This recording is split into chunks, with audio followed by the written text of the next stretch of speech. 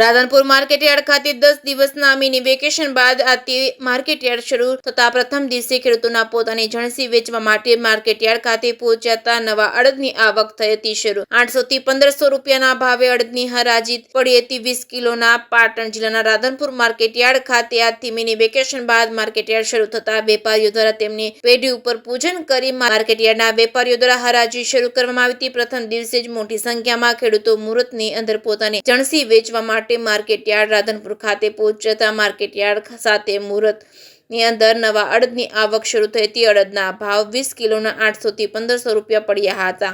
ખેડૂતો દ્વારા અલગ અલગ જણસી વેચવા રાધનપુર માર્કેટયાર્ડ ખાતે પહોંચ્યા હતા। લાભ પાંચમના મુહૂર્ત બાદ આજે 10 દિવસના મિની વેકેશન બાદ માર્કેટયાર્ડ શરૂ થતા ખેડૂતોએ પોતાની જણસી વેચવા માર્કેટયાર્ડ ખાતે પહોંચ્યા હતા। જગ્યા સિંહ ગુજરાતી સાથે મનુ ઠક્કર, રાધનપુર।